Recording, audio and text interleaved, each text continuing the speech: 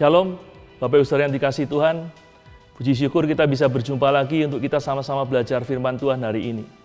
Saudara, tabernakel yang dibuat oleh Musa dan bangsa Israel di padang gurun terdiri dari 3 bagian, yaitu halaman, ruang kudus, dan ruang maha kudus.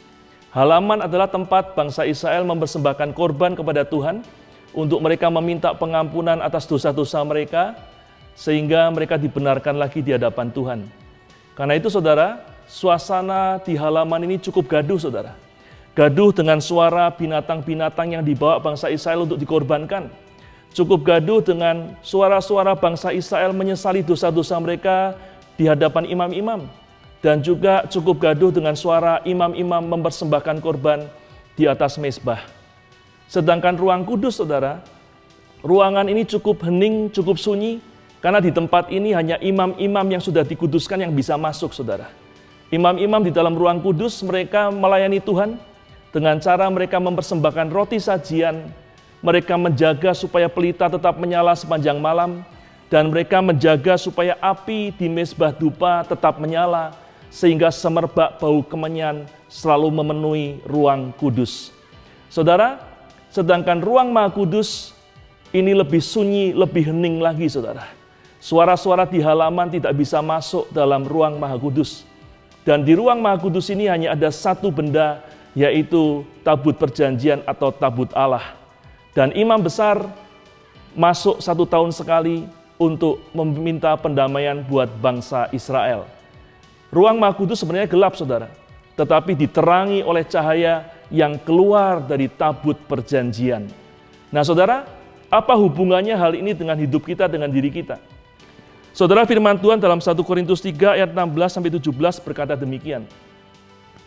Tidak tahukah kamu bahwa kamu adalah bait Allah dan bahwa roh Allah diam di dalam kamu? Jika ada orang yang membinasakan bait Allah, maka Allah akan membinasakan dia.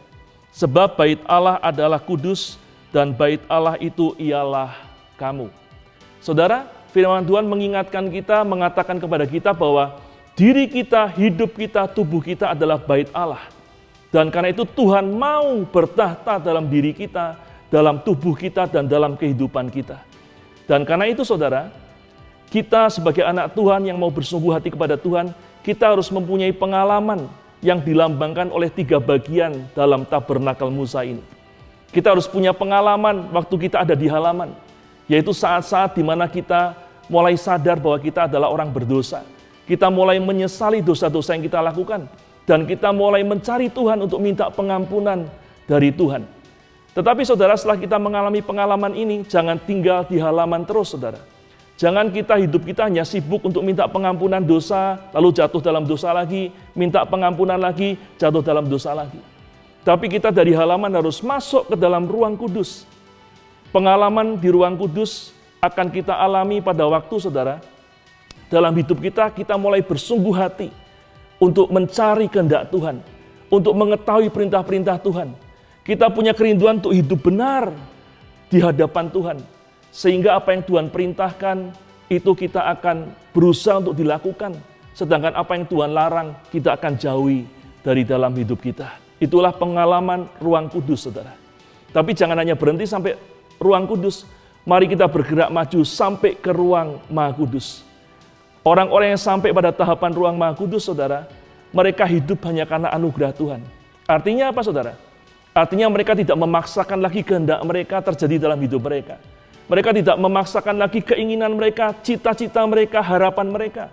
Apabila semuanya itu tidak sesuai dengan kehendak Tuhan, maka mereka rela untuk melepaskannya.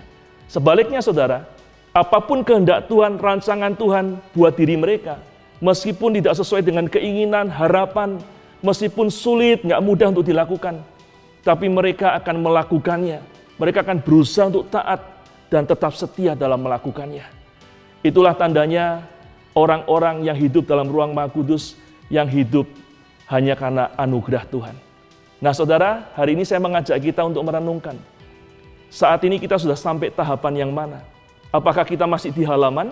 Hidup kita hanya sibuk membereskan dosa, lalu jatuh dosa lagi, membereskan dosa lagi, lalu jatuh dalam dosa lagi. Kalau kita masih sampai tahap ini, saudara, mari Jangan sia-siakan waktu yang masih Tuhan berikan kepada kita. Masuk ke ruang kudus, bahkan sampai masuk ke dalam ruang Maha Kudus. Dan untuk itu saudara, kita perlu anugerah Tuhan, supaya kita bisa diberikan kemampuan, diberikan kekuatan, ditolong Tuhan untuk bisa melakukannya, dan tekun setia di dalamnya. Karena itu saudara, mari satukan hati, kita mau berdoa kepada Tuhan, minta pertolongan supaya kita bisa mencapai ruang Maha Kudus dan setia di dalamnya. Mari satukan hati bersama saya dalam doa. Haleluya. Tuhan Yesus, hamba-Mu datang kepadamu bersama dengan seluruh jemaat-Mu. Kami minta pertolongan Roh Kudus, supaya dalam kehidupan ini kami boleh mencapai sampai ke dalam tahapan ruang Maha Kudus, di mana hidup kami hanya karena anugerah Tuhan. Dan mampukan kami untuk tetap tekun dan setia di dalamnya. Terima kasih Tuhan. Dan buat seluruh umat-Mu yang bersungguh hati kepada Tuhan, hari ini hamba-Mu melepaskan berkat di dalam nama Yesus. Jemaat yang dikasihi Tuhan, terimalah berkat anugerah yang terbaik dari Bapa, Anak, dan Roh Kudus, dari Tuhan Yesus Kristus. Berkat jasmani dan rohani yang akan memelihara hidupmu, mengatur hidupmu, dan melindungi hidupmu mulai saat ini sampai Maranatha, bahkan sampai selama-lamanya. Di dalam nama Tuhan Yesus Kristus, aku lepaskan berkat ini. Haleluya. Amin. Nah, demikian saudara perenungan firman kita hari ini, dan saya tetap mengingatkan kepada kita semua untuk mematuhi protokol kesehatan. Jaga jarak, jauhi kerumunan, sering cuci tangan, dan jangan lupa pakai masker. Sampai berjumpa lagi dalam kesempatan berikutnya. Tuhan memberkati dan shalom.